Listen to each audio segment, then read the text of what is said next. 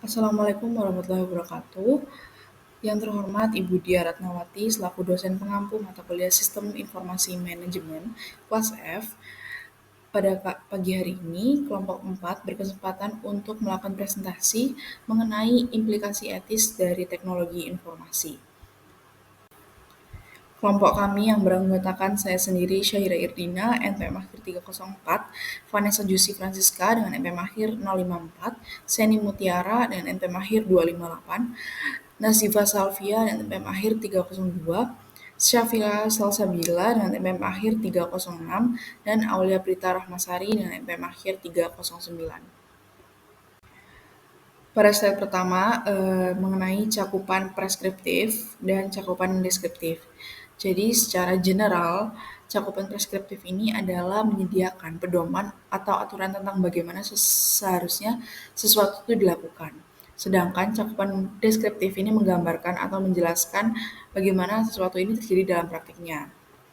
Nah, jadi dalam konteks implikasi etis dari teknologi informasi, cakupan preskriptif ini memiliki definisi sebagai cakupan preskriptif yang berfokus pada norma, prinsip, serta pedoman yang seharusnya diikuti dalam penggunaan teknologi informasi, di mana cakupan ini itu terdiri atas rekomendasi tentang bagaimana teknologi ini harus diterapkan secara etis, yang bertujuan untuk mendorong praktik etis dan bertanggung jawab di kalangan individu dan organisasi, lalu menetapkan standar yang dapat diikuti untuk menghindari penyalahgunaan teknologi. Nah, di sini selanjutnya adalah cakupan deskriptif. Cakupan deskriptif ini menggambarkan realita penggunaan teknologi informasi saat ini, termasuk bagaimana teknologi ini diterapkan dan dampak yang ditimbulkan terhadap masyarakat itu apa. Jadi, di mana cakupan deskriptif ini bertujuan untuk memberikan pemahaman yang lebih baik mengenai praktik yang ada dan tantangan etis yang dihadapi. Lalu cakupan deskriptif ini juga bertujuan untuk mengidentifikasi masalah yang muncul dari penggunaan teknologi. Di slide ini membahas moral, etika, dan hukum dalam teknologi informasi. Nah, moral sendiri ini merupakan tradisi atau kepercayaan mengenai perilaku yang benar maupun yang salah, dan itu berlaku secara universal. Lalu yang kedua ada etika atau ethics. Nah, etika ini sendiri merupakan suatu kepercayaan atau standar atau juga bisa disebut teladan, di mana dia ini fungsinya untuk mengarahkan yang merasuk dalam seseorang, masyarakat maupun kelompok. Lalu yang terakhir atau yang ketiga ini ada hukum atau law. Nah, hukum sendiri ini merupakan peraturan di mana peraturan perilaku formal yang diterapkan oleh otoritas yang berwenang seperti pemerintah pada rakyat atau warga negaranya itu sendiri. Undang-undang komputer di Amerika Serikat. Setelah diberlakukannya Undang-undang komputer di Amerika Serikat, fokus utama tertuju pada pengaturan hak dan batasan terhadap akses data, terutama data kredit dan data milik pemerintah. Selain itu, isu privasi, kejahatan komputer, serta paten perangkat lunak juga menjadi perhatian utama. Akses data. Beberapa undang-undang penting seperti 1. Freedom of Information Act 1966. Hak publik mengakses data pemerintah. 2. Fair Credit Reporting Act 1970. Lindungi data kredit. 3. Right to Federal Privacy Act 1978 dan Computer Machine and Privacy Act 1988. Batasi akses dan pencocokan data oleh pemerintah. Privasi. Electronic Communication Privacy Act 1968 direvisi 1986 perluas perlindungan komunikasi dari suara hingga data digital. Kejahatan komputer. AS merespon kejahatan digital dengan 1. Small Business Computer Secure and Education Act bantu usaha kecil hadapi kejahatan cyber. 2. Computer Fraud and Abuse Act 1986 kriminalisasi pencurian data komputer termasuk di level internasional dan federal. Paten peranti lunak di Amerika Serikat. Keputusan State Street Decision 1988 memungkinkan perangkat lunak dipatenkan jika berguna secara nyata. Hal ini mendorong lonjakan paten, tapi menuai kritik karena dianggap menghambat inovasi. Belum ada regulasi tegas dari Kongres. paten di Uni Eropa. Uni Eropa menolak pendekatan AS dan mengusulkan aturan lebih ketat. Karena banyak penolakan, proposal tersebut akhirnya ditolak pada 2005. Privasi di RRC. Pemerintah Cina memiliki kontrol luas atas data warganya. Privasi sering dikalahkan demi keamanan negara. Meski mulai ada upaya regulasi, pendekatannya masih jauh dari standar negara. Berikutnya ada meletakkan moral, etika, dan hukum pada tempatnya. Jadi pada dasarnya atau umumnya gitu, penggunaan komputer dalam dunia bisnis itu sangat dipengaruhi oleh nilai-nilai moral, etika, dan hukum pada dasarnya. Nah, hukum itu lebih mudah diimplementasi atau diinterpretasi dan juga lebih mudah dipahami karena bersifat tertulis atau paten gitu. Sementara kalau etika lebih kompleks dan biasanya itu sifat etika antar individunya itu bisa berbeda-beda. Sehingga fokus utama saat ini itu pada penerapan etika dalam penggunaan teknologi informasi. Kemudian ada kebutuhan akan budaya etika. Nah, bisnis itu seringkali mencerminkan kepribadian seorang pemimpin perusahaan.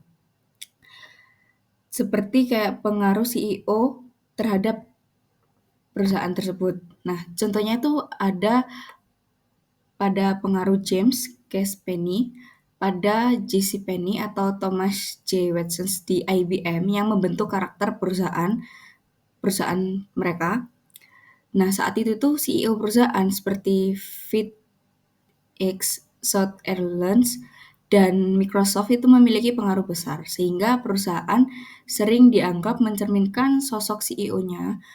Nah, keterkaitan itu menjadi dasar untuk budaya etika, di mana manajemen puncak itu harus memberikan contoh yang etis dalam tindakan dan perkataan mereka untuk menciptakan budaya etika dalam perusahaannya.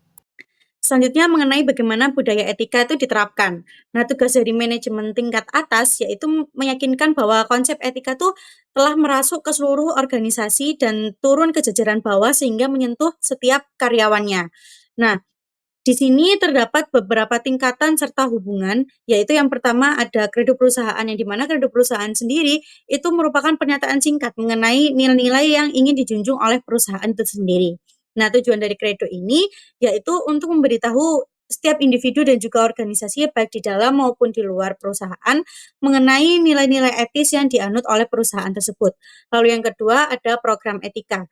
Nah, program etika sendiri merupakan upaya yang terdiri atas berbagai aktivitas yang telah didesain untuk memberikan petunjuk kepada para karyawan untuk menjalankan kredo perusahaan. Nah, contoh dari program etika sendiri yaitu audit etika, yang dimana di dalam audit etika sendiri itu seseorang auditor internal akan bertemu dengan seorang manajer dalam sesi selama beberapa jam yang dimana hal tersebut tuh memiliki tujuan untuk mempelajari bagaimana unit manajer tersebut telah melaksanakan kredo perusahaan, seperti itu. Selanjutnya ada kode perusahaan yang disesuaikan. Nah, banyak perusahaan itu telah merancang sendiri kode etik perusahaan mereka. Nah, terkadang kode-kode etik ini itu merupakan sebuah untuk melakukan adaptasi dari kode untuk industri atau profesi tertentu. Nah, selanjutnya mengenai bagaimana cara meletakkan kredo, program, dan kode pada tempatnya. Nah, kredo perusahaan itu memberikan dasar untuk pelaksanaan program etika perusahaan. Kode etik tersebut menggambarkan perilaku-perilaku tertentu yang diharapkan untuk dilaksanakan oleh para karyawan perusahaan dalam berinteraksi antara satu dengan yang lainnya dan juga dengan elemen-elemen lingkungan perusahaan. Nah, selanjutnya di sini itu saya akan menjelaskan contoh gambar dari kredo perusahaan. Nah, gambar ini itu isinya menjelaskan berbagai komitmen etis yang dimiliki oleh perusahaan terhadap para pemangku kepentingan utama. Yaitu yang pertama itu isinya ada komitmen terhadap pelanggan, yaitu dia menyediakan produk atau jasa berkualitas tinggi dan komitmen tentang menghargai privasi dan memberikan layanan pelanggan yang memuaskan. Lalu yang kedua ada komitmen terhadap karyawan. Jadi isinya itu mendorong pengembangan profesional dan lingkungan kerja yang adil dan setara. Lalu yang ketiga itu ada komitmen karyawan terhadap perusahaan, yaitu karyawan itu harus bertanggung jawab terhadap tujuan perusahaan dan menjaga reputasi serta etika organisasi yang telah ada. Kemudian yang keempat itu ada komitmen dari karyawan ke karyawan. Jadi isinya itu menciptakan iklim kerja saling menghormati, jujur dan terbuka. Lalu yang kelima ada komitmen terhadap masyarakat, yaitu dengan isi memberi dampak sosial positif, kemudian mendukung pelayanan masyarakat dan patuh pada hukum. Lalu yang keenam itu komitmen terhadap pemegang saham. Jadi isinya itu memberikan imbal hasil investasi yang berkompetitif dan melindungi kepentingan pemegang saham. Lalu selanjutnya saya akan menjelaskan tentang audit etika. Jadi audit etika adalah proses evaluasi internal untuk menilai implementasi kode etik. Jadi di sini tuh auditor meninjau perilaku unit, manajerial, dan kepatuhan terhadap etika perusahaan. Lalu ada juga yang namanya meletakkan kredo, program, dan kode pada tempatnya. Jadi, kredo perusahaan itu menjadi dasar dalam pelaksanaan program etika. Nah, kode etik itu menggambarkan perilaku yang diharapkan dilakukan oleh karyawan dalam berinteraksi dengan elemen-elemen perusahaan.